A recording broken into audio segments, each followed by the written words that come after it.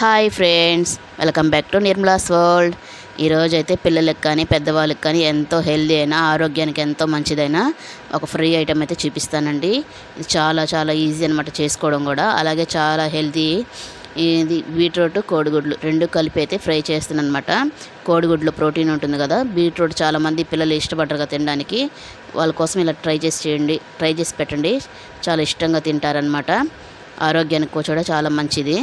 So ఇప్పుడు process అయితే చూద్దామండి. ఇందుకోసం స్టవ్ ఆన్ చేసి ఇలా ప్యాన్ పెట్టుకోవాలి.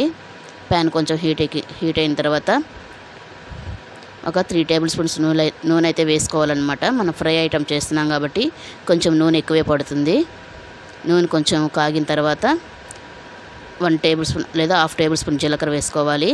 అలాగే ముందుగానే మనం ఒక పెద్ద సైజు బీట్రూట్ని ఇలా తురుముకోవాలండి. పెద్ద హోల్స్ ఉంటాయి కదా, దాని ద్వారా కాకుండా చిన్న హోల్స్ మీద తురుముకోండి, తొందరగా మగ్గుతుందన్నమాట.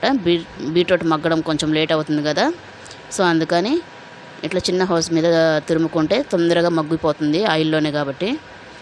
ఇలా బీట్రూట్ వేసుకొని మొత్తం కలుపుకోవాలండి.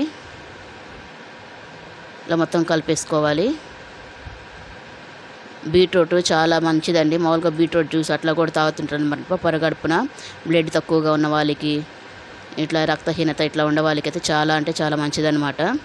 ఇలా కలిపేసి మూత పెట్టేసి 1 నిమిషం పాటు బాగా మగ్గనివ్వాలి. 1 నిమిషం తర్వాత చూస్తే కొంచెం చూసారా కలర్ చేంజ్ అయింది.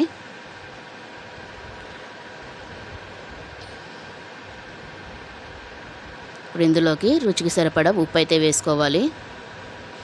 ఇక్కడ 2 టేబుల్ స్పూన్ సాల్ట్ అయితే వేసుకున్నాను. మీరు మీ రుచికి సరిపడినంత సాల్ట్ అయితే వేసుకోండి.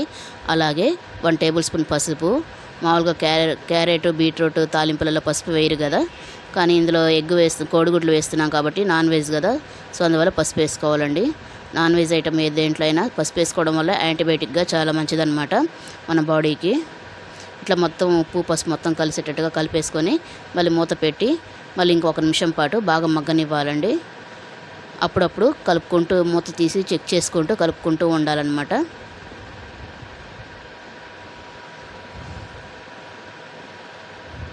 ఒక నిమిషం తర్వాత చూద్దాము.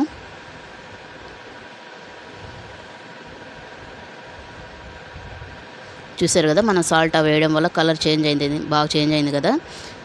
సో ఇప్పుడు ఒకసారి కలిపేసుకుని ఉడికిందో లేదో మనం చెక్ చేసుకుందామండి. ఇది మీడియం ఫ్లేమ్లోనే, మంట అనేది మీడియం ఫ్లేమ్లోనే పెట్టి చేయాలండి, లేకపోతే అడుగంటేస్తుంది అన్నమాట. అందుకే చూసుకుంటూ కలుపుకుంటూ ఉండాలి.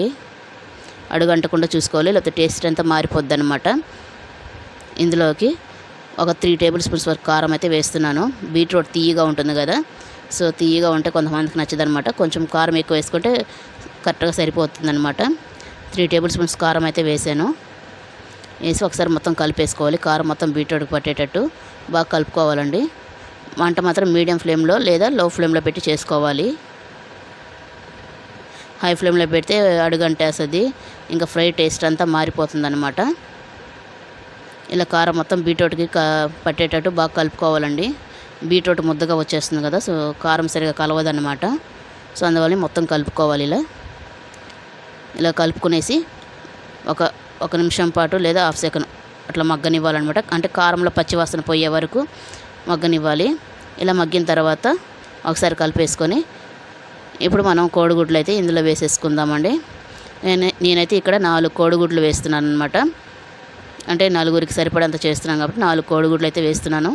లేదా ఇంకా క్వాంటిటీలో ఎక్కువగా తీసుకోవాలనుకుంటే కోడిగుడ్లు ఇంకా 2-3 కూడా వేసుకోవచ్చు అనమాట. ఇలా అన్ని కోడిగుడ్లు పగలగొట్టి వేసేసుకోవాలి. ఇది మామూలుగా కోడిగుడ్డు పరుటు ఉంది కదా, సో అట్లా అయితే రాదండి, మొత్తం బీట్రూట్లో కలిసిపోద్ది అన్నమాట. పొడి పొడిగా వస్తుంది. చాలా అంటే చాలా హెల్దీ అండి. మీరు కూడా తప్పకుండా ట్రై చేసి చూడండి. బీట్రూట్ అంటే ఇష్టం లేని పిల్లలు కూడా చాలా ఇష్టంగా తింటారనమాట. బ్లడ్ కూడా బాగా పడుతుంది. బ్లడ్ తక్కువగా ఉన్న పిల్లలకు కానీ లేదా ప్రెగ్నెంట్స్ కానీ ఇట్లా ఉంటారు కదా, సో అలాంటి వాళ్ళకి ఇలా చేసి పెట్టండి. వీక్లీ ఒక 2 టైమ్స్ కానీ 1 టైం కానీ ఇలా చేస్తే మంచి హెల్దీ అండి ఆరోగ్యానికి. చూసారా, ఇలా కలిపేసుకున్న తర్వాత 1 నిమిషం మగ్గనిచ్చిన తర్వాత చూసారు కదా, ఇలా దగ్గరుండి కలుపుకుంటూ ఉండాలండి, లేదా అడుగంటేస్తుంది అన్నమాట.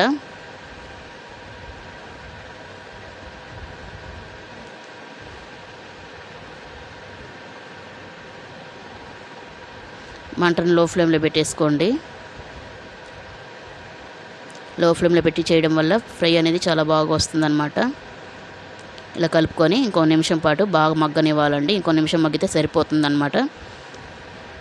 చూసారు కదా, ఇంకో నిమిషం తర్వాత అయితే బాగా పొడి పొడిగా వచ్చేసింది.